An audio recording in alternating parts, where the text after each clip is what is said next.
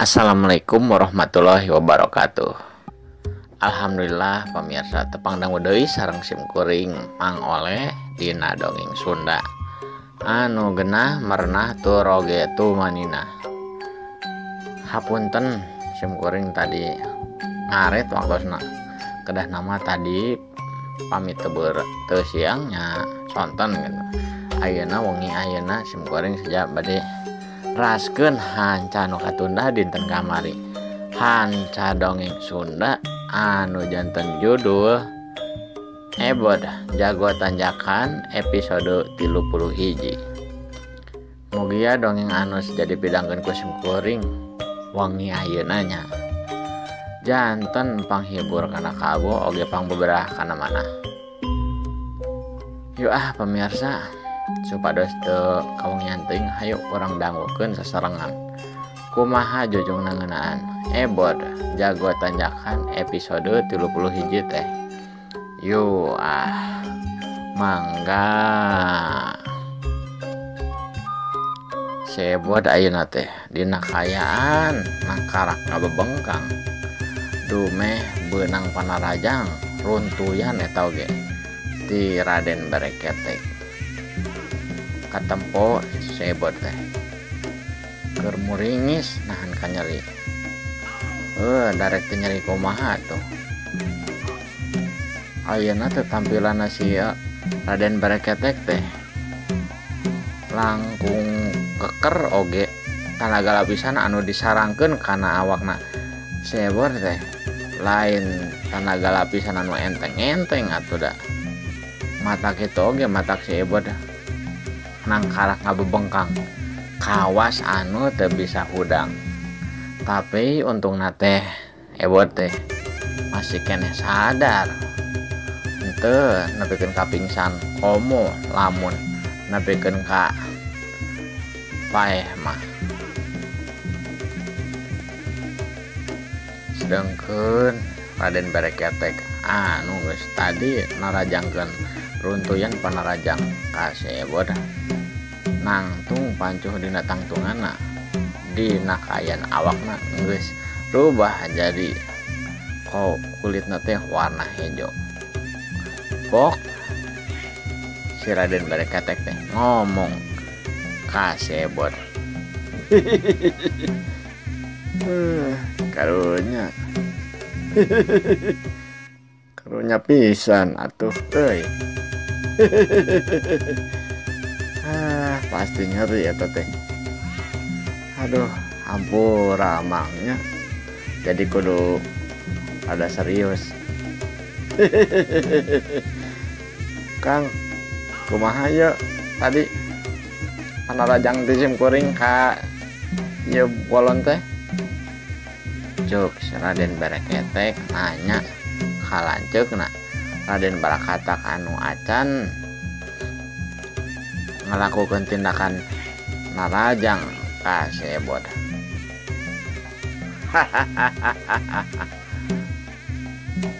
Ulah kitu teuing atuh Yi. Tingali karunya budak teh.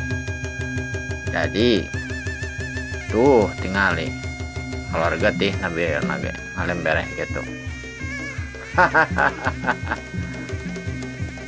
Kalem atuh, kalem. Bawa santai. Mere panarajang teh. Cuk Raden Barakatak ngomong gitu ada saeutik mematahan ka dina Raden Bareketek. Raden Bareketek ngadenge lanceukna ngomong kos kitu tuluy nembak. Nah Kang lah kalem. Masih kene sadar eta bolon teh lah. Si Ebod teh dapongan atuh beuteun nurut ka urang duaan.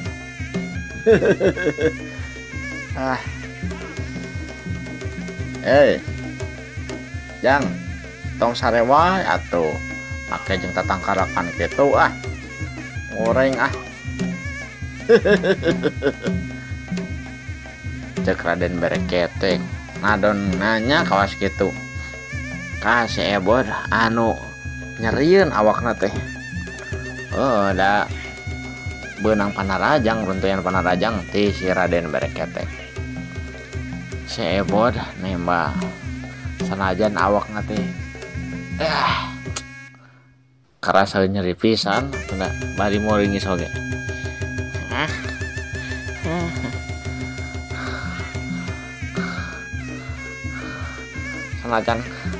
Sanajan orang bolon masih beleutik keneh embung moal satuju mun diajakan ku marane ngajakan ngabangsat imah ieu tetangga orang mah teu bisa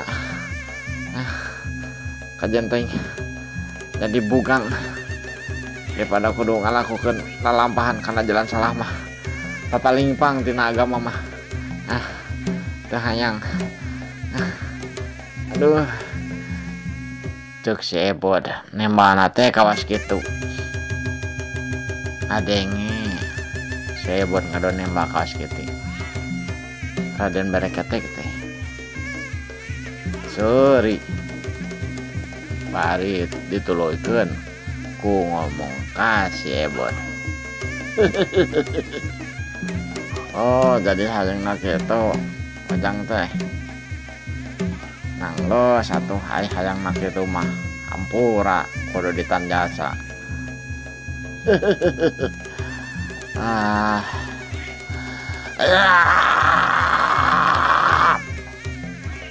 Ngadak-ngadak eta mah Raden Bereketek ngagero tarik sorana teh tekung silila awakna teh rubah anu kulitna anu sana tadi warna hejo aya nama jadi warna hideung kulitna teh tur buluan oge deh tina sirahna jadi keluar aya tanduk teu panjang tapi tandukna teh kawas tanduk siluman tur panonna oge deh jadi beureum kawas anu geus kapereungpeunan ku cengek. Si Ebod anu ningali kayaan lawan adu jajatena jadi kawas kitu ngarenjag nyage dina posisi nangkal ka bebengkang dumeh tatuna jero dumeh peda panarajang ti si Raden Bereketek ngarenjag ruas nah cenah yuk ku tampilan nu kawas tadi wae oge main teh geus dipu kawas kieu komo ayeuna lawanna teh geus ngarobah deui jirimna jadi pikasieun kawas siluman. Raden Bereketek nempo jeung apa kana naon anu dirasakeun ku lawan adu jajatena si Ebod. Raden Bereketek tuluy seuri sanggeus ngarobah awakna kulitna jadi hideung tur jadi aya tandukan teh.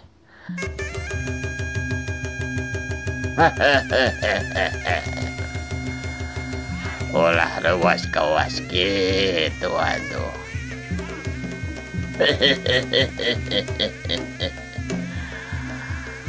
Kunaon jang jadi kieu sim kuring teh erek ngaspesialkeun ka si laing jang supaya mak si laing teh paehna teh langkung tenang.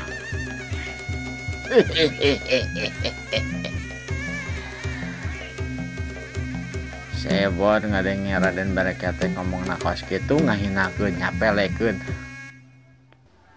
jabat adigung ngomongna teh. Si Ebod nembah nyage manehna teu walakaya. Malah somong awak atulah tarik di tanah saya siap ya kuring geus siap sok tarik tanda sama teu kudu make tampilan awak kaos gitu ge ku tampilan nu tadi oge geus bisa paeh atuh kuring teh somong adigung gitu mana teh sok yo tek mainan mah sok jok si Ebod main teh rada nyentak ngomongna ka Raden Berekete. Raden Berekete ngadenge si Ebod ngomongna kaos gitu nyo kapancing ambekna tuluy ngomong ka si Ebod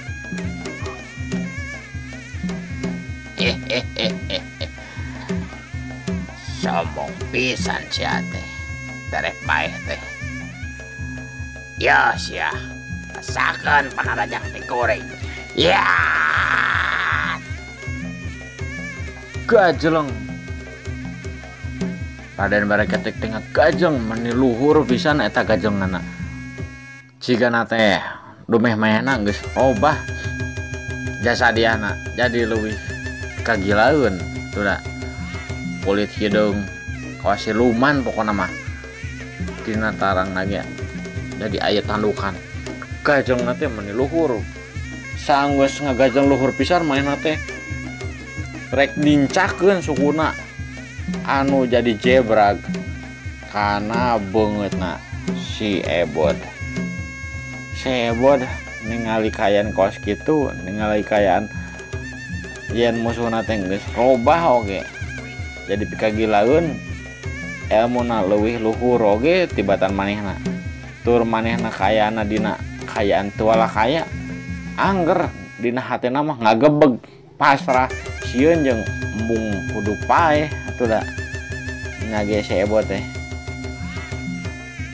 jama biasa nu ngan ukur murid namang suminta mainna teh ngagerentes Ebod teh nah teh saacan erek ditejekeun tajongan ti si Raden Berekete.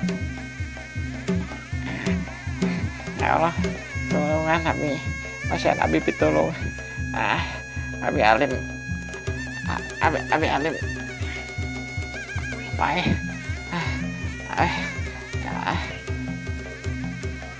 Kitu gerantos hatena si Ebod teh saacan beunang tenggelan tajongan ti si Raden Berekete.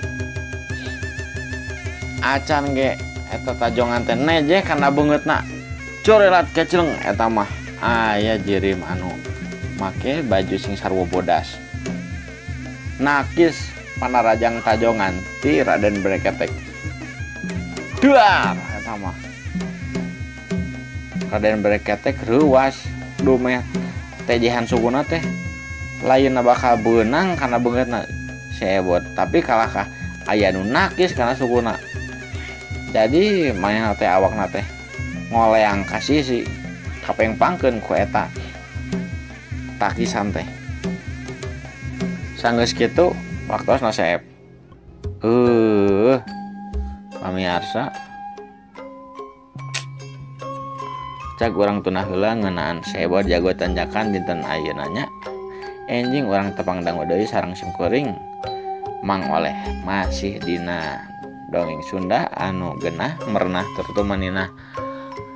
Aduh hapunten pisan pilih aya cariosan simkuring anu kirang sae kadanguna maklum simkuring mah masih nyubi yuk pemirsa mugia dongeng anu tadi terus dipidangkeun ku simkuring teh janten penghibur kana kalbu oge pang beberapa kana mana. Wabillahi taufiq wa hidayah. Wassalamualaikum warahmatullahi wabarakatuh. Mangga.